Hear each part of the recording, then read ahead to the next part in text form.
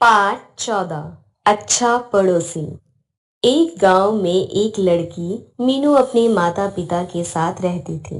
उनके पड़ोस में एक वृद्ध आदमी रहता था। उसकी आंखें जंगलियों की तरह बड़ी बड़ी और बाल गंदे थे। प्रत्येक व्यक्ति उसे देखकर भयभीत होता था। मीनू के माता पिता उससे कहते कि वह उस वृद्ध से बात ना करे। मीनू जानती थी कि वह वृद्ध आदमी बिल्कुल अकेला रहता है। वह इतना कमजोर है कि अपनी उचित देखभाल भी नहीं कर सकता। अतः प्रतिदिन स्कूल से लौटने पर मीनू कुछ फल या बिस्कुट उसे देती थी।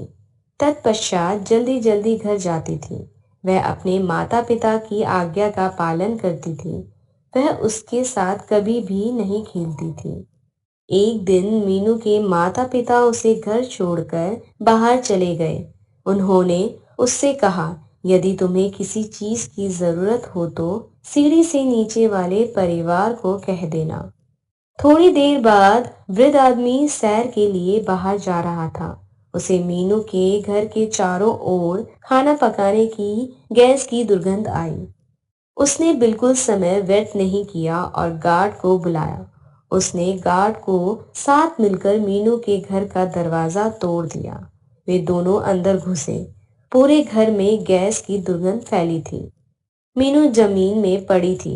यद्यपि वह आदमी कमजोर था, किंतु उसने जल्दी से मीनू को अपनी गोद में उठा लिया। वह उसे डॉक्टर के पास ले गया।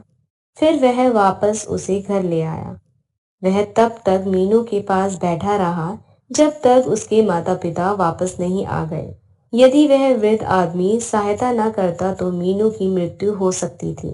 उसके माता पिता की आंखों में आंसू आ गए।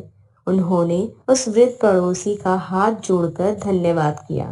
वह वृद्ध बहुत धीरे से बोला, इसकी कोई जरूरत नहीं। आप जानते ही हैं कि कोई भी मेरी परवाह नहीं करता, किंतु मीनू प्रतिदिन मेरे लिए कुछ न कुछ लाती थी। आज मीनू की दयालुता के कारण ही उसके पड़ोसी ने उसके जीवन की रक्षा की। पढ़े और समझे।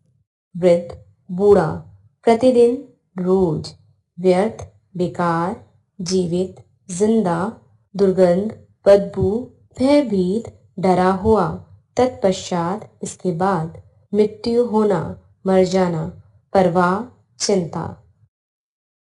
एक इन शब्दों